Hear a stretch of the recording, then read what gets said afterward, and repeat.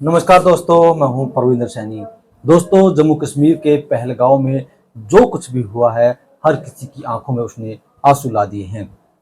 जिस किसी ने भी इस घटना को देखा या सुना, आज उसकी आंखों में आंसू हैं। हर कोई इसे एक कायराना घटना करार दे रहा है। सरकार भी अब लगातार कार्रवाई में जुटी हुई है। और इसी विषय पर बातचीत करने के लिए हमारे साथ पूर्व सैनिक संघ के झज्जर के प्रधान कुलदीप सिंह हमारे साथ हैं। कुलदीप जी, आपसे जानना चाहूंगा कि जो घटना जम्मू कश्मीर के पहलगांव में हुई है, आप इसे कैसे देखते हैं, इस कायराना हरकत को? देखो, सबसे पहले तो मैं आपके चैनल का बहुत तहे दिल से स्वागत करता हूँ, जो इस दुख की घड़ी में लोगों तक हर एक आदमी की बात पहुँचाने में, और जो पहलगाम में हमला हो उसके दुख के उसमें आपने यो मेरी छेड़ी है। पहलगाम में जो हमला हुआ एक दिल दहलाने वाली बात है। उसमें हम नहीं तो हम सरकार की नाकामी बता रहे ना, और कि वहाँ पर जो घुरंदा जो हरकत की है ना, ऐसी देश के अंदर बंटवारे टाइप ला लो या धर्म के आधार पर की है। वह जो हमने उधर देखा या सुनी है, उन लोगों ने, हमलावरों ने, आतंकवादियों ने, जो हिंदू धर्म के लोग थे उन्हीं से पूछ पूछ के उन पर गोली करी है। और फिर साथ ही जो उनकी लेडीज थी, मिसिज थी, उनको कहा कि हम, वह कुछ लेडियों ने, हमारे आर्मी नेवी के लेफ्टिनेंट थे नरवाल साहब, उसकी मिसिज ने कही भाई मेरे हस्बैंड के गोली मारी तो आप मेरे को भी गोली मार दो। अब उन्होंने कही नहीं बिली, आप जाके अपने मोदी को बताना, इसलिए हम आपको नहीं मारे। ऐसी कारण घटिया हरकत देश में और खून खराबा होने की आसार होती है। क्यों? ये तो हो गया हिंदू मुस्लिम का वो हो गया। फिर मैं आपके चैनल के माध्यम से भारत सरकार को एक अपील करता हूं कि जितने भी फौजियों की ड्रेस दुकानों पर बिकती है, उन पर तत्काल प्रबंध किया, उसको बंद किया जाए। फौजी की ड्रेस या पुलिस की ड्रेस बाहर कहीं भी बाजार में सैलरी नहीं होनी चाहिए। वो ड्रेस का फायदा उठा के उधर चढ़े हैं।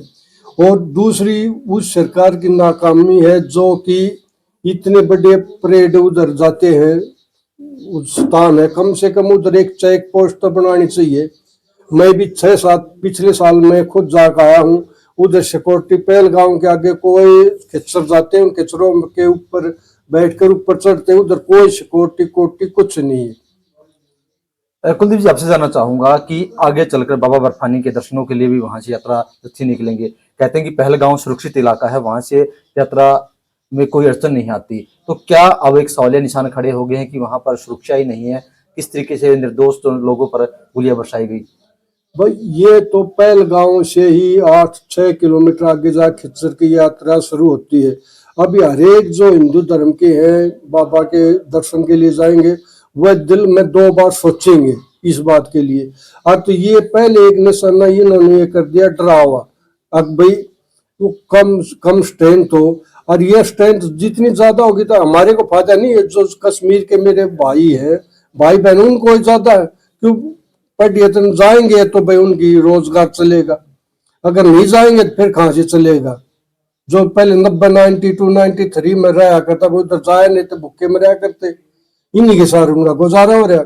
और मैं तहे दिल से उन टैक्सी वाले भाइयों का स्वागत करता हूँ कि उन्होंने अपनी मुहिम छेड़ी कि भाई इंडिया के कौन से डिस्ट्रिक्ट का बंदा हो जो डेड बॉडी ले सकता, हम फ्री कॉस्ट लेकर जाएंगे, वह भी मुसलमान है। कुलदीप जी, आपसे जानना चाहूंगा कि आपने आपने लंबे समय तक अपनी सेवाएं भी दी हैं जम्मू कश्मीर के अंदर। तो क्या लोग कह रहे हैं कि बड़ी संख्या में लोग थे लेकिन सुरक्षा बल नहीं थे, तो क्या वहां पर अब सुरक्षा नहीं थी या पहले से ही वहां पर सुरक्षा बल कभी मौजूद नहीं रहते? सुरक्षा बल मौजूद रहते हैं। अब पत्रकार महोदय, जब तक जो लोकल पॉपुलेशन है वो सुरक्षा बल का, आर्मी का साथ नहीं देगी, जब तक ये उग्रवाद है J&K से खत्म नहीं होगा। अभी वो कांड करके उनके घर में छुप जाते हैं, सर्च वाले जाते हैं, पूछते भाई ये कौन है, तो बोलते ये हमारा दामाद है, हमारा ये है। कि तो कोई ऐसा मुहर्रम चढ़ा भाई जिनका आइडेंटिटी कार्ड उनके अलग बने, जब तो ये काबू में आ सकते, नहीं तो उधर पहाड़ी एरिया है, इधर करके उस पहाड़ी के नीचे चले गए, ढूंढे जाओ। लेकिन जिस तरीके से उन्होंने पूछा कि भाई क्या आप मुस्लिम हैं, जो मुस्लिम थे वो छोड़ दिया, जो मुस्लिम नहीं थे उन्हें गोलियां मारी गई, तो क्या अब देश में क्या हिंदू मुस्लिम के तहत दंगे कराने की कोशिश की जा रही है? ये तो जागता जोता उदाहरण है जो ये घृणा हरकत की है। कुरान भी पढ़ा के देख रहे हैं, जिसने कुरान पढ़ा के देख रहे, अभी मैं भाषा का इस्तेमाल नहीं कर रहा, कुरान पढ़ा कर फिर वो बोले इसको चेक करो, ये करो। कुछ बंदे ने कुरान पढ़ी, क्यों? हमारे जो एक सर्विसमैन है, चाहे नॉर्मल, उन्हें नॉर्मल उर्दू आती है, वो पढ़ दिए, बोला पढ़ के नहीं, बोला ऐसे करो। अब उन्होंने तो उधर कम से कम 4 से 5 हजार प्रोजेक्ट थे, उनमें से उन्होंने सिर्फ 28 जो टाइम लग गया वो क्यों मारे? उन्होंने पूछ पूछ कर मारे, नाम पूछा उनका, फिर जिस नाम मुसलमान बता दिया उसको कुरान दे दी, भाई इसको पढ़ के बता। ये भी होया है।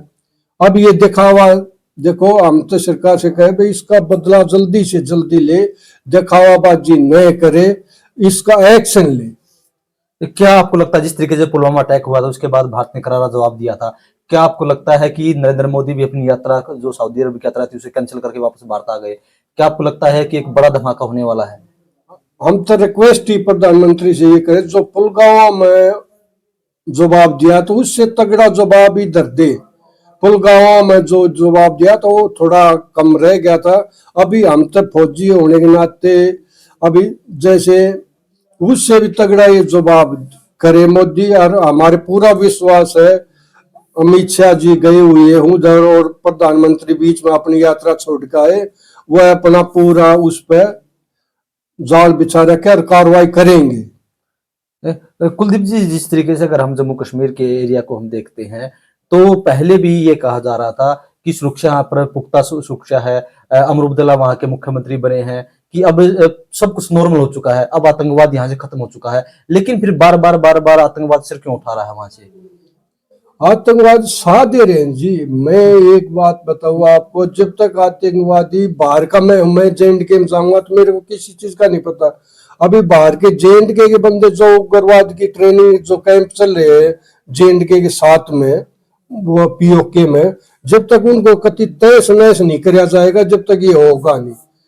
और सरकार को कदम ऐसा उठाए कि भाई अपने जो मुस्लिम हो, जे.एंड.के का बंदा, उनका अलग कार्ड इस टाइप का करे, और फिर जब सर्च ऑपरेशन हो तो सर्विस बंदों को भी ढूंढने में आसान रहे।